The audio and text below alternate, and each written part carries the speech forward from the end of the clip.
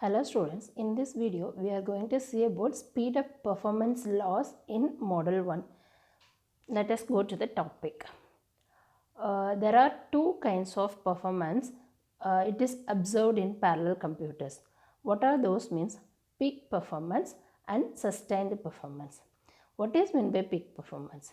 It is a theoretical estimation of how the resources are utilized in a parallelized computer. So how the resources are going to be utilized in a theoretical estimation and theoretical maximum based best possible utilization is called as peak performance. And what is the second one? Sustained performance. What is it? It is purely based on the running application oriented benchmarks. This sustained performance is measured as considered when the parallelized computers are executed in a real time. Okay, so likewise we have two different kinds of performance measures. One is peak performance, another one is sustained performance. Then there are some basic measurement units we are following when we are going to talk about the performance loss and performance efficiencies. So what are those means? First one is MIPS, as we know that already we have studied in previous semesters. And second one is MFLOPS, that is a new thing. What is meant by MIPS and MFLOPS? So MIPS is general term. It is considered for, it is nothing but million instructions per second. So this is a general term. This counts how many number of instructions executed at a given second and given time unit. So that is what it is called as million instruction per seconds. Whereas the second one is mainly focusing on floating point operating systems. That is called as million floating point operations per second. So what it reflects? It reflects the floating point capabilities. What are the mainly floating point operations involved in a parallelized computer is considered and measured in the units of MFLOPS. Okay, so when you are going to, why we are differentiating here means when you are going to design the layout of one parallelized computer, in some cases you may going to design one processor for scalar processing, another one processor for vector processing, and you may combine both together.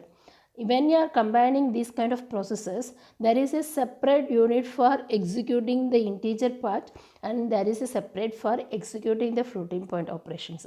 So in that case, what we can do, how we can measure the performance of those units means we can have these two different measurement units to measure the performance of integer unit and floating point unit. So that's what it is mainly considered as in measuring the performance, right?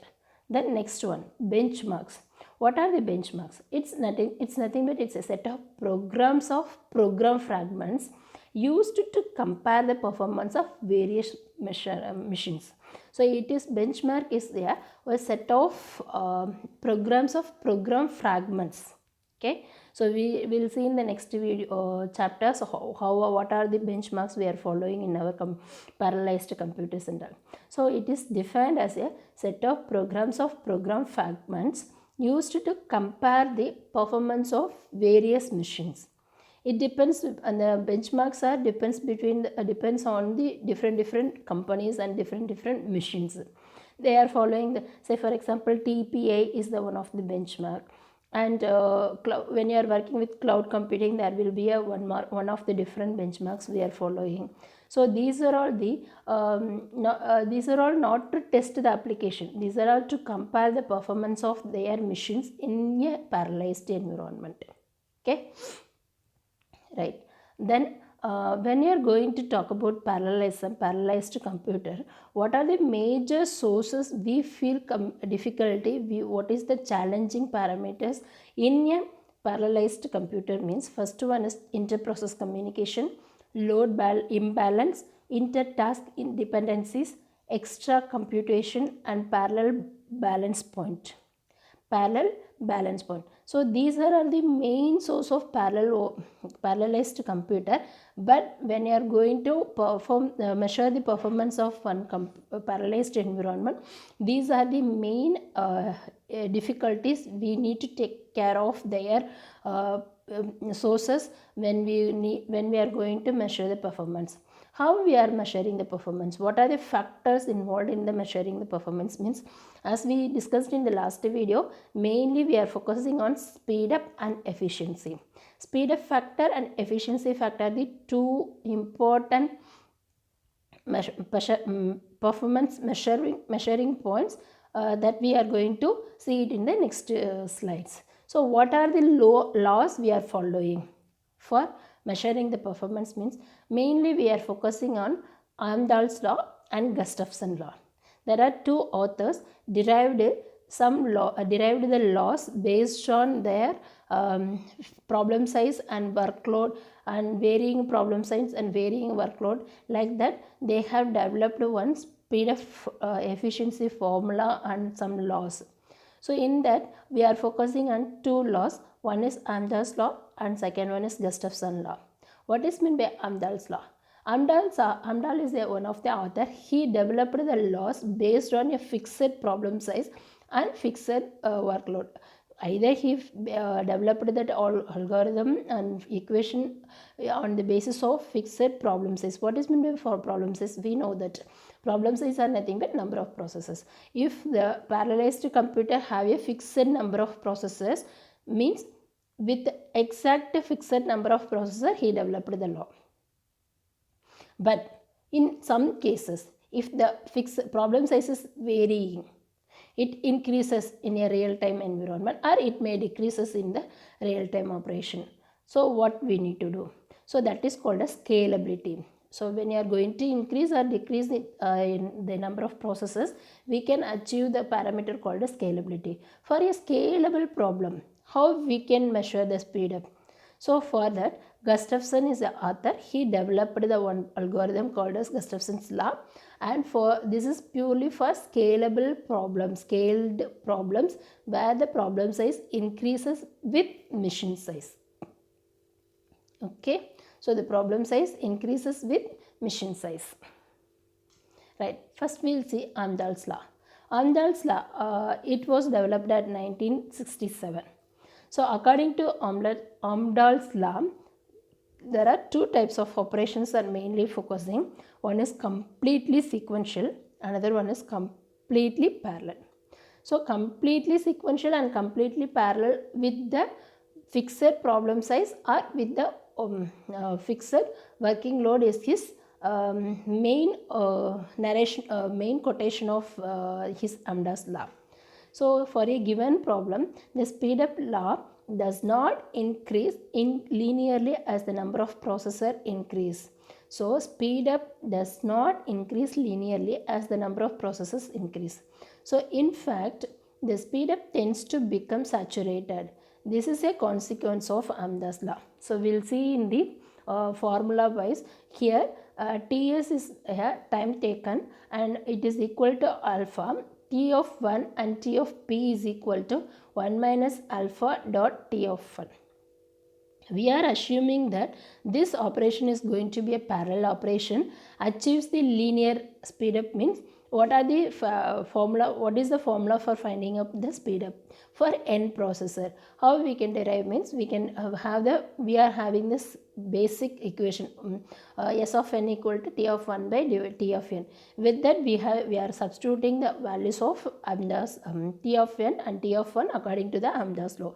So according to the Amdahl's law, T of n is equal to T of S plus T of P divided by n. That is substituted in the denominator side.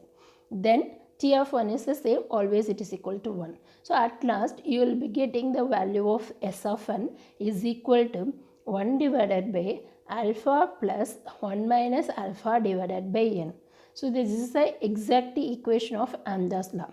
How we are comparing? So we will have one bar chart. How this n number of processors are increasing with workload, and when the execution time, how it is going to be increased or decreased.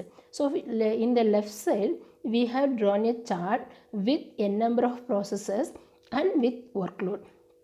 Here workloads are common because I already told Amdahl's law is either based on fixed number of problem size or fixed workload. Here we have a fixed workload. That means each processor is having a same workload. That workload will not vary. So when this equivalent workload is given, what is the execution time? For this processor, here according to this case, we have taken 5 processors with the same workload.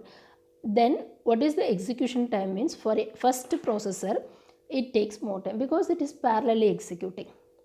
Okay, so parallelly executing. Second processors, it has little bit lesser than first processor. Similarly, it goes on. When you compare the fifth processor, it is more or more lesser than the other processors.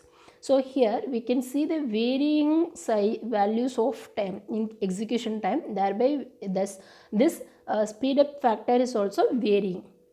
But we can assure that it is linearly varying, linearly increasing or decreasing.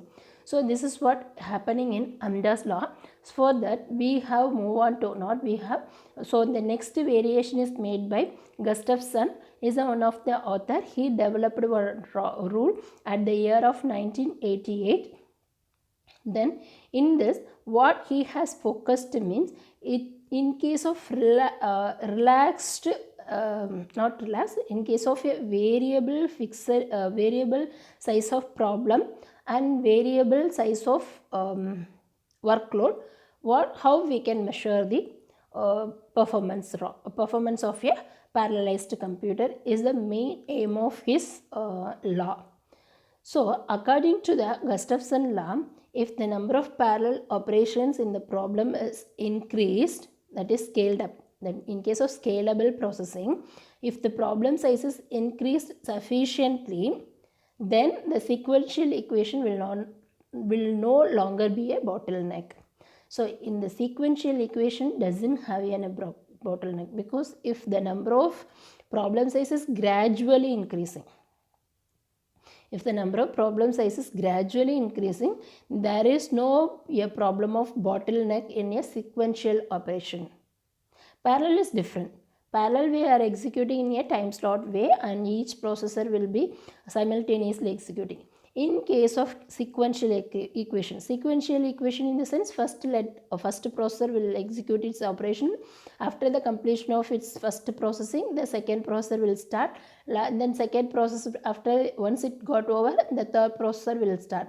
Likewise, only the sequential execution of execution will be carried out.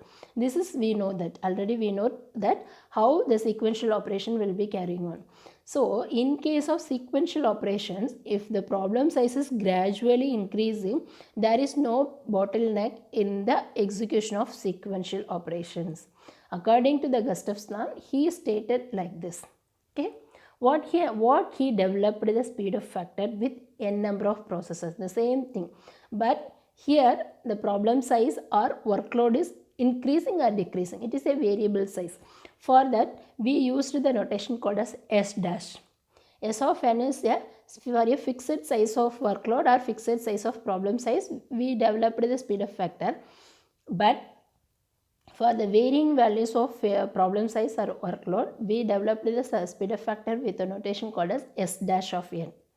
Then how we are developing, how we are deriving means, we have a confirmed formula that T of S plus T of P in bracket 1 comma W divided by T of S plus T of P n comma W. The same thing, how we are developing T of 1 divided by T of P. The same thing, but here it is a sustainable performance. So for that we are using T of S plus T of P. Okay, so this is the speed up formula for a Gustafson law. Okay, when you are coming for the flow comparison chart, here the workloads are gradually increasing for a n number. For the first processor, workload is lesser. For the second one is, it is little bit bigger than, greater than the first one. The third processor, again it is little greater than the second one. Likewise, this workload of each processor are gradually increasing, but when you see the execution time, there is no increase or decrease. It is a commonly it is a confined time, execution time you can able to see.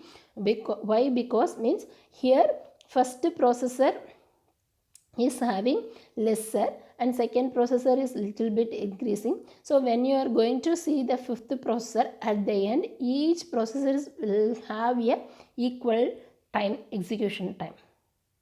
Okay, so this is what stated by Gustafson. I hope you like this video. I'll catch you in the next video about next topic. Thank you.